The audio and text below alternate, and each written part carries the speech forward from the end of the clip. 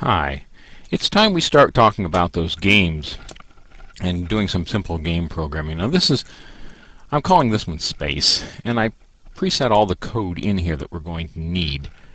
And what I'm going to do is just basically go through that code and show you how this works and how it's set up, and give you some of the logic behind what's working here.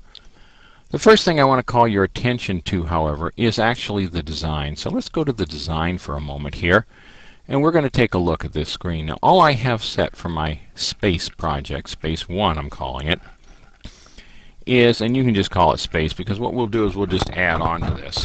I will probably make different ones, and we'll just add on to this. And I'm having trouble with my microphone here. Give me a second. It's going to work like this. Okay, let's see if that works. All right. I'm going to go through this. Basically, this is a picture, okay? Basically a picture. And this picture that we're doing here is, I set the background to black. Now, you could actually set a picture of a star field in there if you wanted to, I suppose. That might be the easiest way to do this. And so, with this picture set to black, what I'm going to be doing here is drawing some things on this. Now, we've seen how to load an image into this, but we haven't seen how to actually draw on this. And so that's the first thing I think I want to tell you about.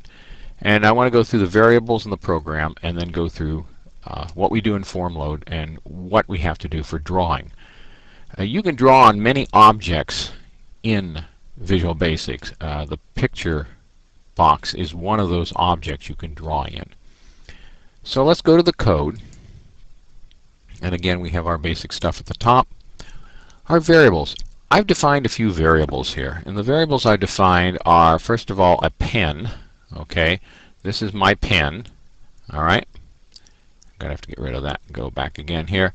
All right, and I've defined a solid brush as solid brush, and this is one of these is used in drawing open figures without any fill in the center of them, just a line around it, you know. And the other one is drawn a solid figure, which is basically a filled object. And this variable right here I can use to define the width of the line around one of those open figures. G is a graphics object. So I've set up my graphics objects here, and generally you don't do it this way. You don't know ahead of time. You just start working on the program through the logic, and then you add in your stuff as you go.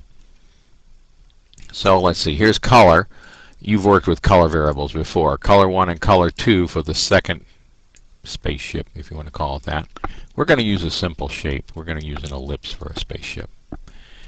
And then the only thing we need to do to keep track of where our spaceship is know its x and y coordinate. So there's the x and y coordinate of one spaceship, and here is the filled in spaceship. So I did one open circle, open circle and one filled in. So I have an x and a y there. Okay. Now let's come down to the form load. The form load procedure basically sets up all of this stuff where we want it. The picture screen has a width to it. Okay, and I'm going to use that width. In my first open ship, I'm going to set up at 1/4 the screen width and 1/4 the screen height. So if we're looking at the whole screen here, a 1/4 width and a 1/4 height would be somewhere probably about in this area of the whole screen that we're looking at here, the whole movie that you're looking at. And the second one, notice I'm doing half. And so halfway across would be right here. So the other one's going to be set up probably somewhere in this region on the whole screen. Okay. I set the two colors a little different. This one I set to kind of a gray, and this one I set to kind of a yellow, I think. But they're really hard to tell against that black background. There's not much difference between this one and this one, you'll see. And also another problem is this is a line, so you really probably can't see the fact that it's gray and this one's yellow. But it's not a true yellow because the black is shining through. I set a line width. Okay. Now, this next part's the important part. I have to add this thing in there. I have to add a handler. A handler hooks up the paint routine that I'm writing. And to do graphics, to paint something, to make it work, the paint routine is called every time the screen is refreshed or every time the screen is built, the first time it comes up. The paint routine will be called. And so when this paint routine is called, anything in here, anything in the paint routine for the object you're talking about will be repainted. Now it wipes the object clear, which has good advantages and not so good things. One thing is we've had to skip the Etch-a-Sketch because it requires you, I mean, when it wipes it clear, you can't keep a line going unless you use arrays, and we haven't had those yet, or some way of storing the points. So we're just going to go ahead and do the space one first, and then when we learn arrays, we'll change that, which at this rate might be next year.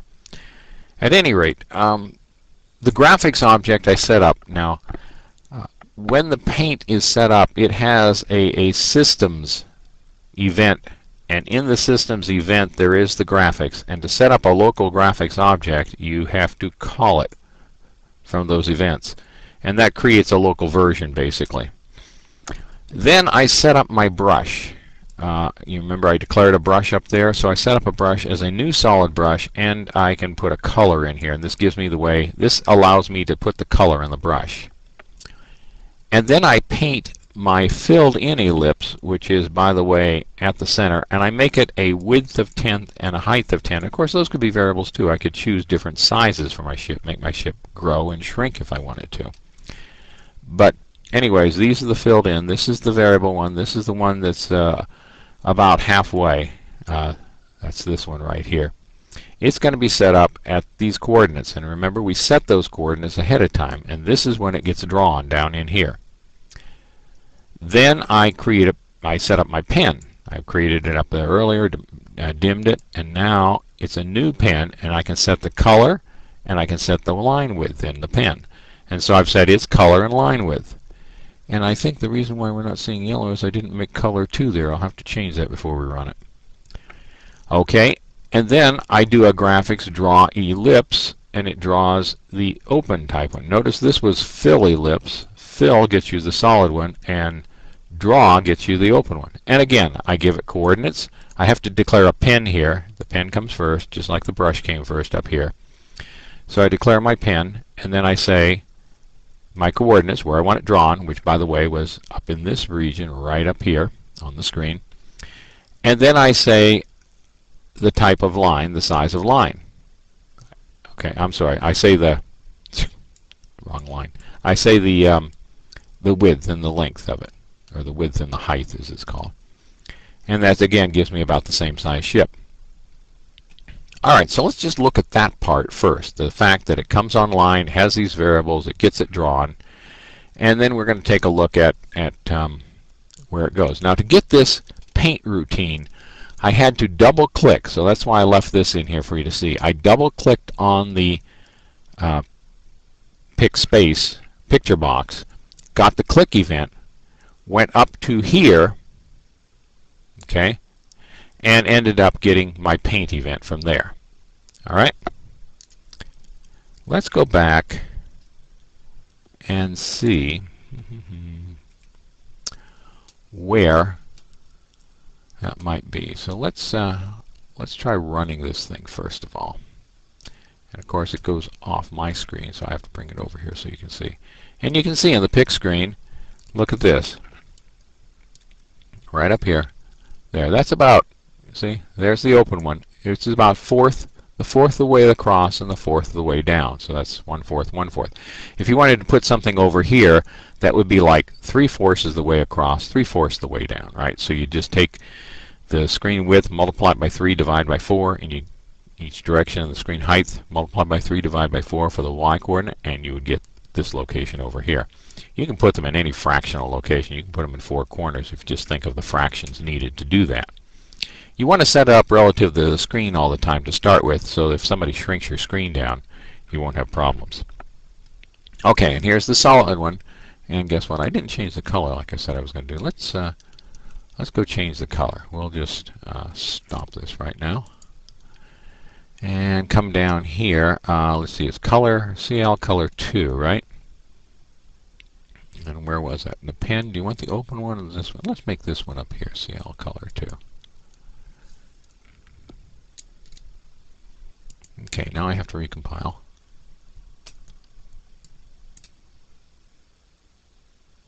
Save it. And let's see. And yes, the solid one in the center does look a little yellower, doesn't it? There it is. Down here. Definitely a little yellower. This one's a little grayer. You can choose whatever colors you choose or want for your ships. Alright, so now we've got that. What about movement? How do we get the things to move? Well, let's take a look.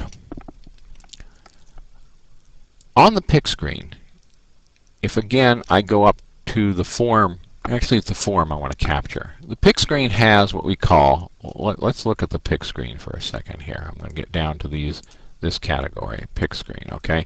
And if I drop this box down, if you look down here, I don't have a key anything. I got H, I, see, A, B, C, D, F, G, H, I, J, K, L. See, the key should be right in between these two, and it's not there.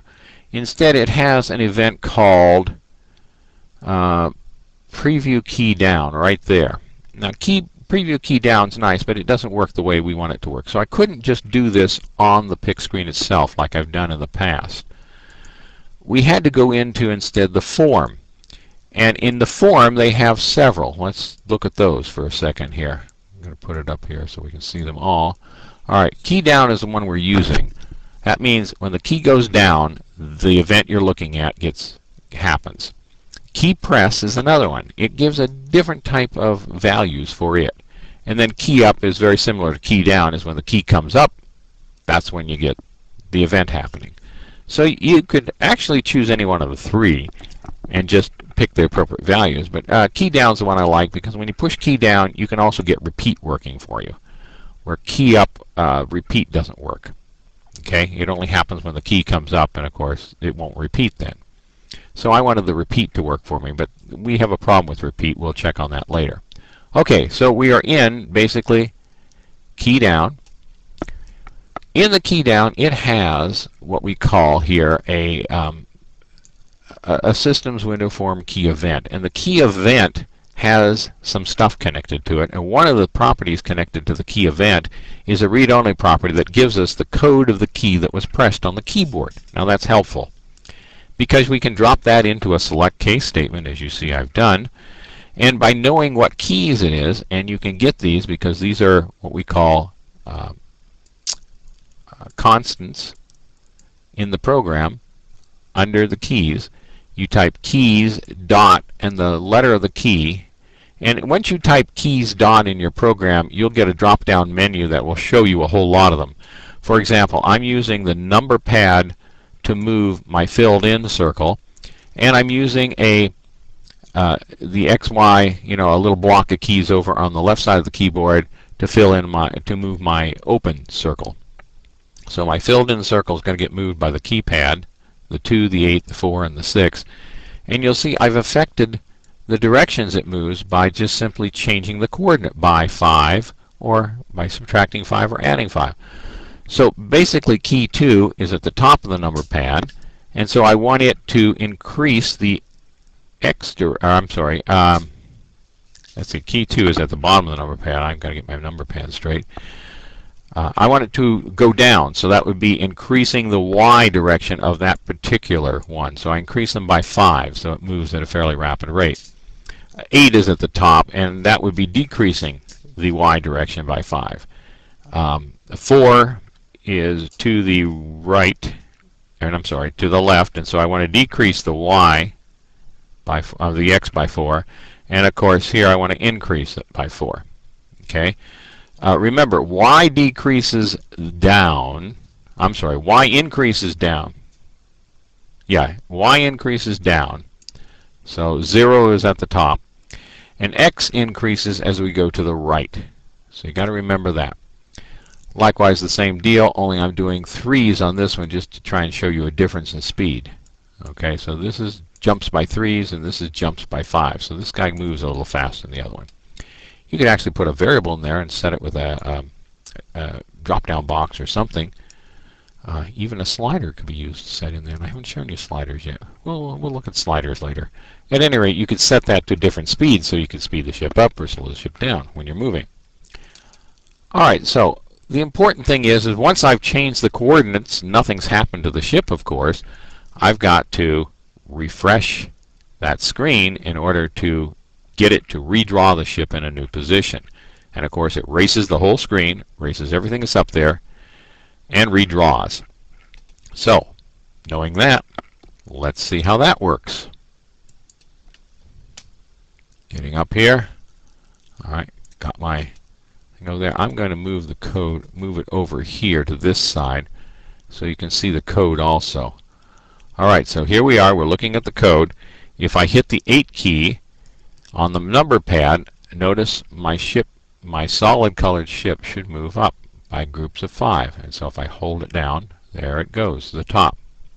If I tap the 2 key, it should move down by jumps of 5. And if I hold it down, you should see it go down to the bottom of the screen like that. Right and left work the same way. Okay? Now let's go to the other side of the keyboard. If I use the D key, I should get it to move here. A little slower, isn't it? Let's just tap it. See? Smaller jumps. Going up. Going down. And the appropriate keys were used. Alright. We're going to take on the idea of firing these ships at a later time. Now I'm going to show you one thing that doesn't happen here. I'm going to hold down the D key and just about, I'm going to hold down the 4 key right about now. Oh, interesting, isn't it? It stopped the other one. Yeah, that's because we're working on a standard thread here, one thread. To get them to both move, we have to understand thread programming, which is a little bit deep for us to cover right at this point. So, right now, the only way you're going to get it to work is if you actually